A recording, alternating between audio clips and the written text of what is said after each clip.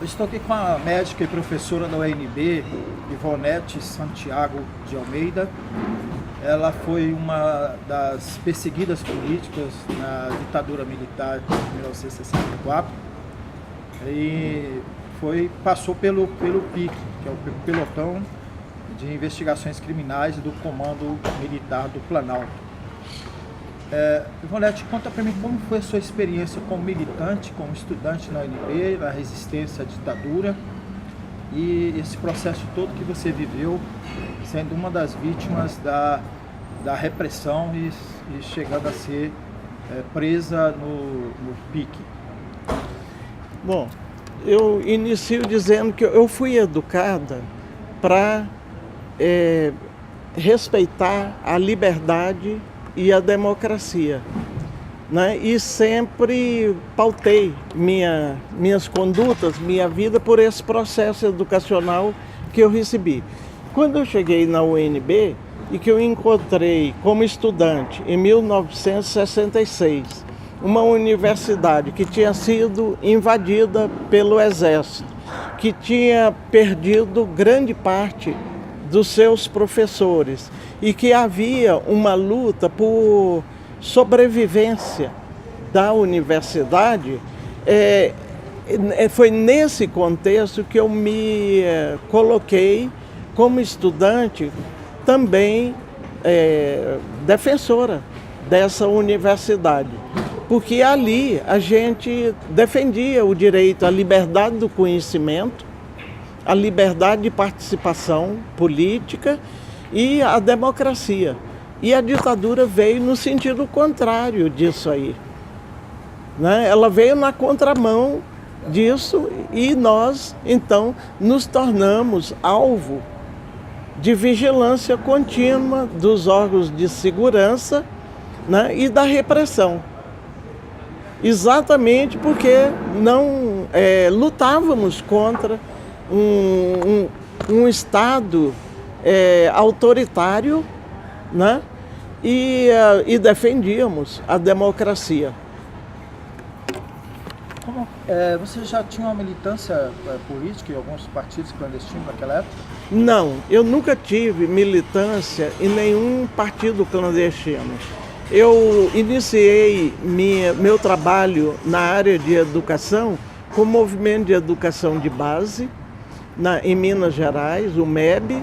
O MEB foi extinto nos atos da ditadura e com a extinção do MEB eu fiz uma escolha de continuar meus estudos e vim para Brasília, para a Universidade de Brasília.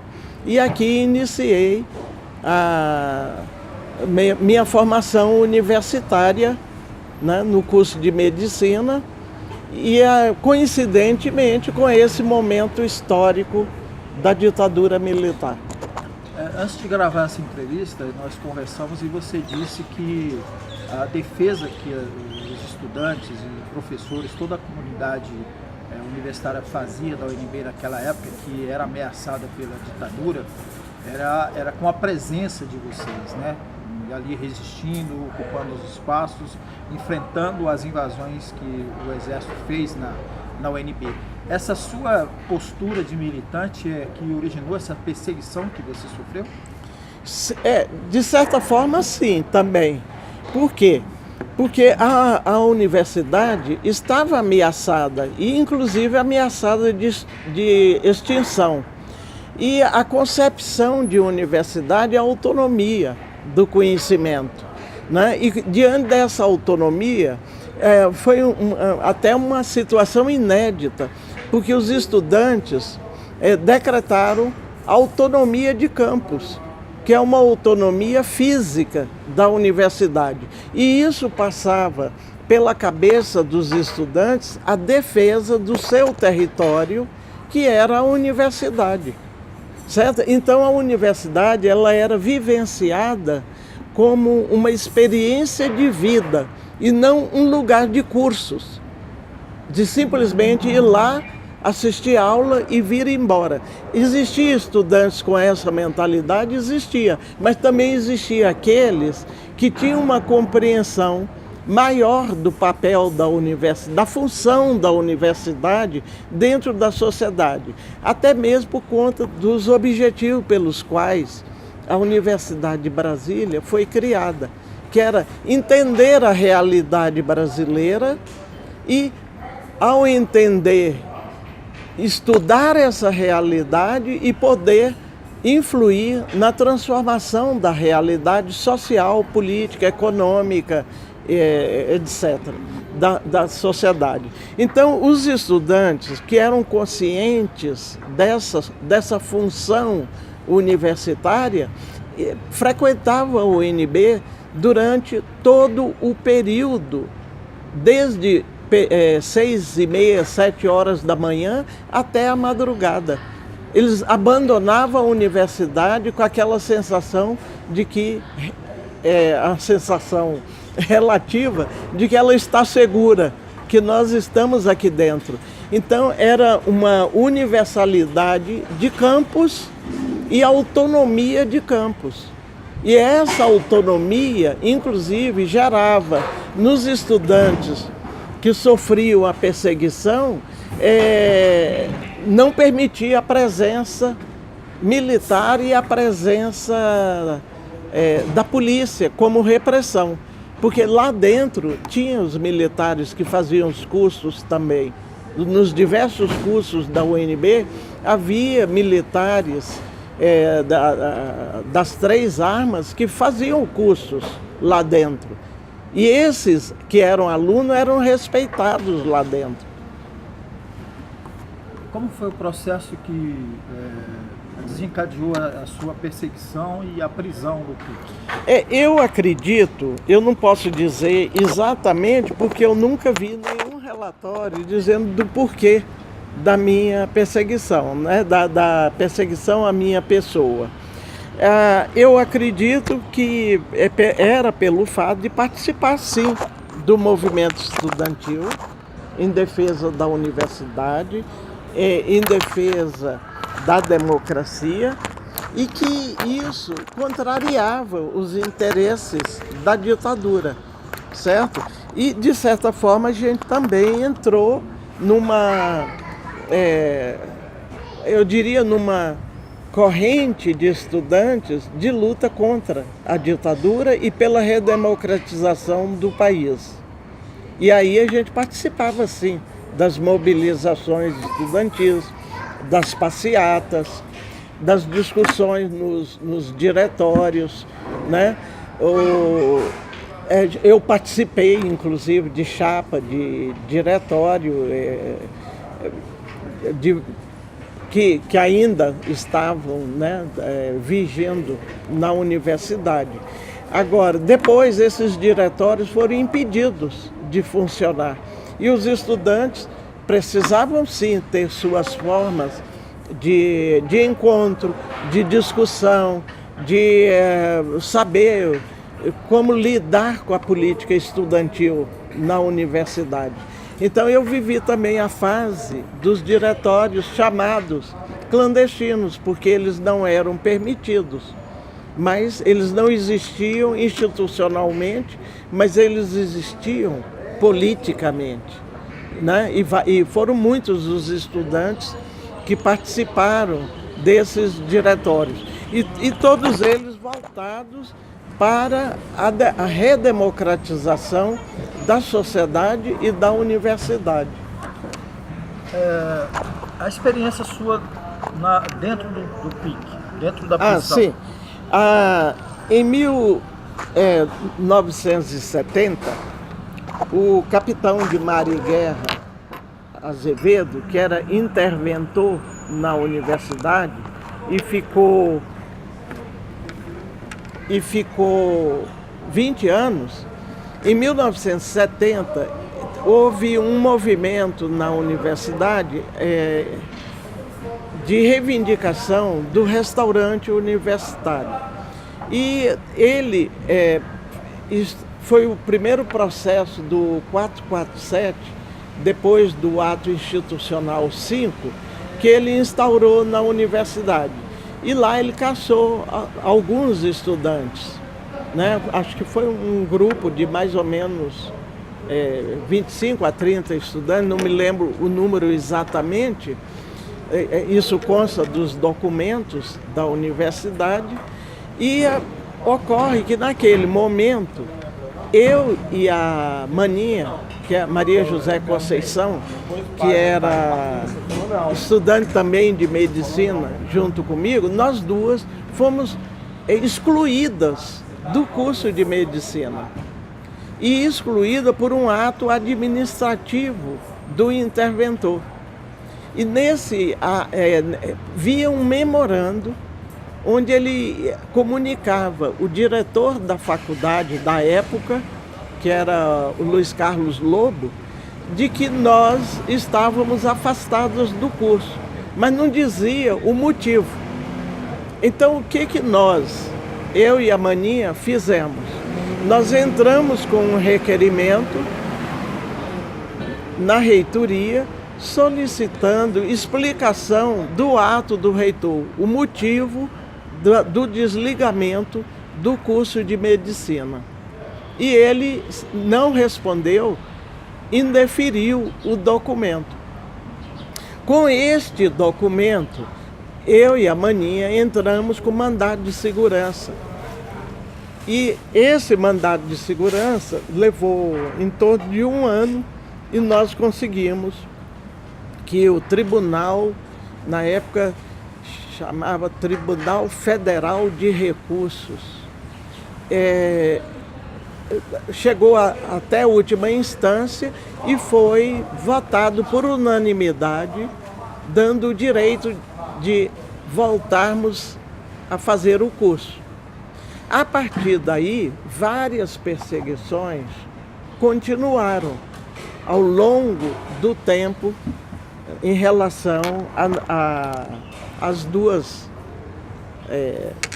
alunas, né? No meu caso, eu fui surpreendida em 13 de outubro de 1971 com um sequestro da minha pessoa, 5 horas da manhã, por 2 pessoas que não consegui identificar até hoje, que se diziam agentes da ditadura e que eu estava convidada, entre aspas, a comparecer, a segui-los, né? Então, sem resistência, eu saí do meu domicílio e fui conduzida por esses 2 sequestradores, né, oficiais, né, para o Ministério do Exército. E lá no Ministério do Exército, a primeira pergunta que me foi feita foi como que eu e a Maninha conseguimos ganhar um mandado de segurança contra a ditadura. E a minha resposta foi que nós estávamos baseados na lei até então existente, que eram os atos institucionais, e que provavelmente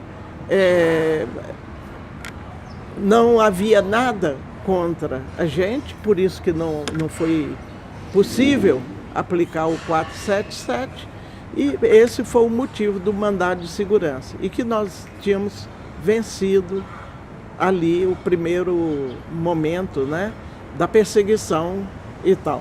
Claro que nós voltamos à universidade, mas continuou uma perseguição velada, né, em relação a históricos escolares, em relação à disponibilidade de disciplinas, vigilância física da gente no campus da universidade.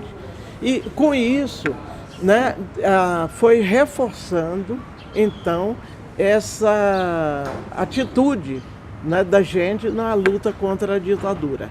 Bom, do Ministério do Exército, naquele dia, eu fui conduzida ao PIC, que é o Pelotão de Investigação Criminais, que foi, lá eu tomei conhecimento que havia um processo de investigação. Esse processo foi conduzido por um major da aeronáutica, o Paulo Rustovic, era o nome assim. E ele que fazia os interrogatórios lá dentro do PIC. E de vez em quando a gente eu fiquei incomunicável, não tomei conhecimento da presença de outras pessoas, né? E era levada ao Ministério do Exército, na esplanada dos ministérios, para prestar depoimentos. Para surpresa, num desses dias, eu fui apresentada lá a duas pessoas que também tinham sido alunos da UNB, que era o Paulo Fonteles e a Exilda. A Exilda, eu me lembro bem o cenário, era uma sala que tinha uns holofotes, o Paulo tinha um curativo na cabeça, se não me engano, era na testa. Isso ali na esplanada? Na esplanada, Ministério do Exército. E tinha o braço também imobilizado e a Exilda grávida de 7º mês, se não me engano, estava entre 6º e 7º mês de gravidez. E mais tarde ela teve, né, o filho, o Paulo, que seguiu, né, a luta política dos pais, que faleceu recentemente. Então esse foi o primeiro momento que eu me dei conta de que tinha outros estudantes da universidade presos no PIC. Né? Mas lá dentro do PIC mesmo eu não tive contato com ninguém, porque eu fiquei totalmente incomunicável numa cela. E era próximo a um serviço de som, que era uma forma de tortura da época, que era colocar o som e impedir que o preso político tivesse tranquilidade, dormisse e tal. E lá eu fiquei até o dia que eu fui solto, por volta de uns 20 dias, totalmente comunicável, sem família, sem minha família saber, até porque minha família não morava em Brasília, sem contato com advogados, totalmente à disposição dos investigadores. E como que avançou esse processo? Você foi processada, julgada? Aí eu fui incluída, sim, num processo que foi presidido pelo general Bandeira. Este processo tem toda a memória dele aí no Tribunal Superior Militar, né? Ele teve já aberto em alguns momentos para consultas, né? E neste processo vários foram indiciados, né? Inclusive a Maninha, o Hélio, o Paulo Fonteles, a Exilda e outros, né? Lá tem todos. E eles me excluíram desse indiciamento por falta de provas, né? Foi a conclusão que chegaram. E com isso continuou a vigilância, né, do SNI à minha pessoa, né? Eu perdi emprego na Secretaria de Educação do Distrito Federal, com publicação no Diário Oficial dizendo que eu havia pedido demissão, exoneração, que em nenhum momento eu pedi, foi a pedido do SNI. Isso eu descobri muitos anos depois, que havia um documento do SNI questionando a minha volta para a universidade e, com isso, pedia explicações ao reitor. Agora, o curioso, tem duas coisas aí distintas. Um é como que o SNI continuou produzindo denúncias à minha pessoa depois desse mandado de segurança. E o outro era como que o Azevedo agiu durante o processo do mandado de segurança. Quando ele percebeu que O Azevedo é o capitão. Era o capitão de mar e guerra interventor Da UNB. da UNB. Quando ele percebeu que havia possibilidade de ganharmos o mandado de segurança, ele ofereceu uma defesa da universidade dizendo que era medida disciplinar preventiva. Ou seja, era uma medida sobre ainda o que nós ainda poderíamos fazer como estudantes, certo? E diante dessa resposta, ele percebeu que ele poderia não ter êxito. Então ele chamou na reitoria, junto lá com o procurador, na época, se não me engano, era o doutor Hermenito Dourado, e propôs bolsa de estudo para fora.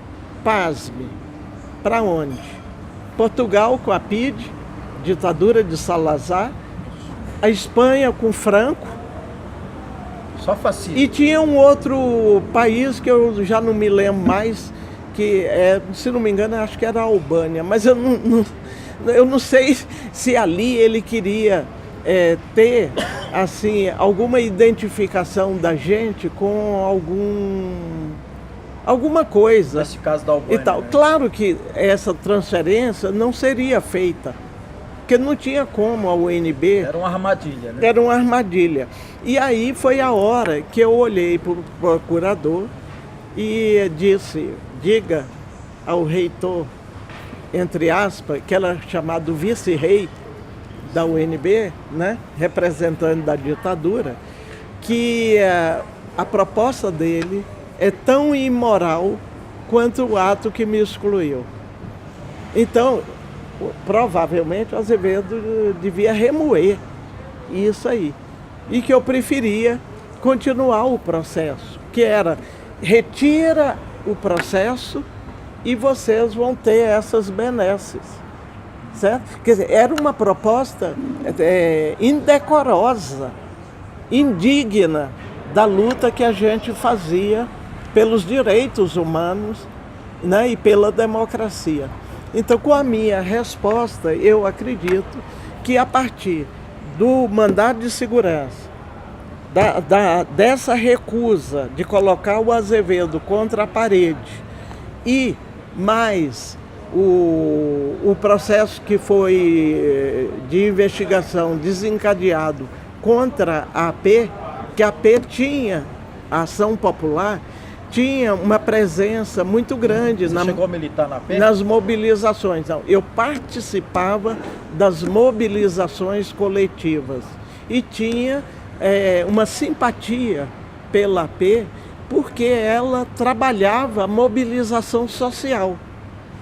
Que eu acredito que as transformações históricas de libertação no mundo se deram pela participação social, pelas organizações populares e tal, que é uma luta contínua do ser humano por liberdade, direitos e justiça, que continua até hoje, certo? Então eu apoiava sim esses movimentos coletivos, tanto movimentos coletivos dos estudantes, quanto outros movimentos coletivos por libertação social e por inclusão social, porque a exclusão era muito, muito grande. Continua havendo exclusão até hoje, mas ela já foi pior no passado. Em que resultou essas três Essas três situações que você mencionou, resultou em que na sua vida logo em seguida? Da minha vida é interessante, porque é o que mais me leva a reflexões até hoje, que é a questão do exílio interno. É o exílio dentro do próprio país.